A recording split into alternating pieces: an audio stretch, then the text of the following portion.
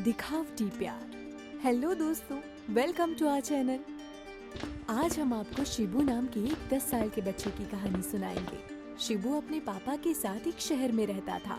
बिन माँ के बेटे को शर्मा जी ने बहुत अच्छे से पाला था। वह इतने अमीर थे कि शिबू को किसी चीज की कभी भी कमी महसूस ही नहीं हुई। शिबू को सिर्फ एक माँ की कमी खलती थी। शर्मा जी अपने बेटे से जान से भी ज्यादा प्यार करते थे, क्योंकि वह उनकी पत्नी की आखिरी निशानी जो थी। अक्सर शर्मा जी दुखी होने पर अपने बेटे की ओर देखकर खुश हो जाते थे और मुस्कुराने लगते थे। क्या हुआ पापा, आप मेरी तरफ देखकर हंस क्यों रहे हैं?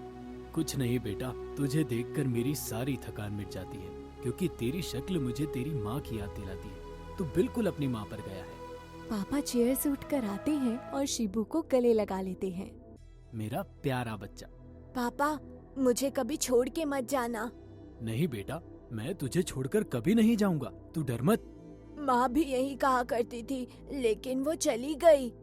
शिबू के आंख में आंसू देखकर पापा भी भावुक हो जाते हैं और उसके आंसू पोंछते हुए कहते हैं, उनको भगवान ने बुला लिया था बेटा, इसलिए, वरना माँ हम दोनों को कभी छोड़कर नहीं जाना चाहती थी। पापा शिबू को समझाते हैं और उसे सुला देते हैं। वह रात भर शिबू के बारे में सोचते हैं। तभी उन्हें उनकी मैनेजर मीना का फोन आता है। हेलो। हेलो। हाँ मीना, बोलो। सर, कल सुबह एक मीटिंग है। यही बात याद दिलाने के लिए आपको इतनी रात को कॉल करना पड़ा। अच्छा, वैसे मैंने तुम्हें कितनी बार कहा है कि तुम ये फॉर्मेलिटी मत किया करो। तुम मेरी मैनेजर से पहले मेरी सबसे अच्छी दोस्त हो, वो भी बचपन से, तो तुम क्यों ये सर बोलती हो? अच्छा ठीक है मयंक, मैं अब ऑफिस में ही तुम्हें सर बोलूंगी और बाकी समय तुम्हारा नाम लेकर बुलाऊंगी। अब ठीक है ना? हाँ बिल्कुल सही है। वैसे एक बात पूछूं? हाँ जरूर। तुम ठीक तो हो ना? मतलब तुम्हारी आवाज से लग रहा है कि तुम परेशान हो। कोई बात है क्या? हाँ मीना, वो मैं शिबू के बारे में सोच रहा था। क्यों, क्या हुआ उसे? वो ठीक तो है ना? मैं आऊँ क्या अभी उससे मिलने? नहीं नहीं, उसे कुछ नहीं हुआ, वो ठीक है। फिर क्या बात है?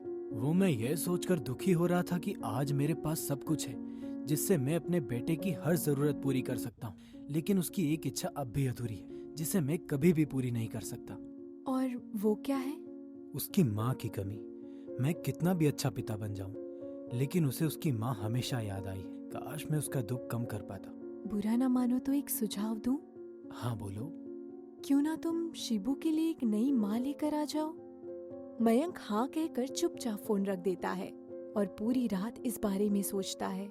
वह अगले दिन से एक लड़की ढूंढने लगा जो शिबू को अपने बेटे जैसा प्यार कर सके, लेकिन वह नाकामयाब हो गया। अंत में वो हार मान लेता है, पर अचानक उसकी नजर मीना पर पड़ती है, जो शिबू को बड़े प्यार से खाना खिला रही थी। अब मयंक को उम्मीद की एक किरण नजर आई।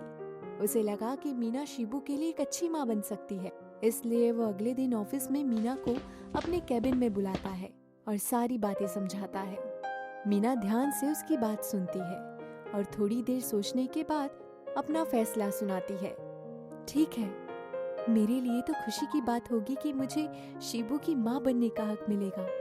दोनों बहुत खुश हो जाते हैं और जल्द ही शादी करने के बाद मीना मयंक के घर में रहने लगती है। जैसे कि मयंक ने सोचा था, बिल्कुल वैसा ही होता है। मीना खुद को भूलकर शिबू पर अपना सारा ध्यान लगाती थी और उसे अपने सगे बेटे से भी ज्यादा बढ़कर प्यार करती थी। शिबू भी अब खुश रहने लगा था और उसे अपनी माँ की कमी महसूस ही नहीं होती थी।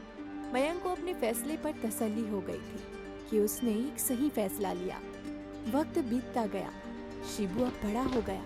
वो 18 साल का हो गया था और उसके जन्मदिन के लिए मीना ने बहुत तैयारियां की थी। सब कुछ ठीक होने के बाद रात में मीना शिबू के पास गई। उसके हाथ में कुछ पेपर्स थे। माँ, ये पेपर्स क्या है? कुछ नहीं बेटा, बस ये कुछ ऑफिस के पेपर्स है जिस पर तुम्हारे साइन चाहिए। मैं तुम्हारे नाम पर एक नया प्रोजेक्ट स्टार्ट कर रही हूँ ना, इसलिए है। शिबू अपनी माँ पर आंख मूंद कर भरोसा करने लगा था, इसलिए उसने बिना कुछ सोचे ही पेपर अपने हाथ में ले लिया और साइन करने ही वाला था कि वहाँ मयंक आ जाता है। उसे देख मीना के पसीने छूट जाते हैं। मयंक पेपर्स पढ़ता है जिसमें लिखा था कि मयंक ने जो प्रॉपर्टी शिबू के नाम की है, वह शिबू अपनी मर्जी से मीना के नाम कर रहा है। ये सब कुछ देखकर मयंक आग बबूला हो जाता है।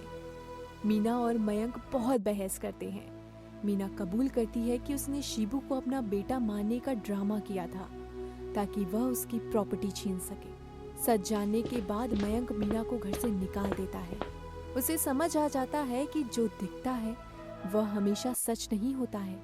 कभी कभी सामने वाले का प्यार और सच्चाई दिखावटी भी हो सकता है। तो दोस्तों, कैसी लगी आपको आज की ये कहानी? उम्मीद है बेहद पसंद आई होगी।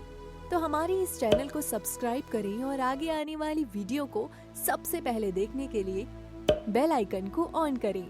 हमारे वीडियो को लाइक करें, शेयर करें और अपना प्यारा प्यारा सजेशन कमेंट करें। धन्यवाद।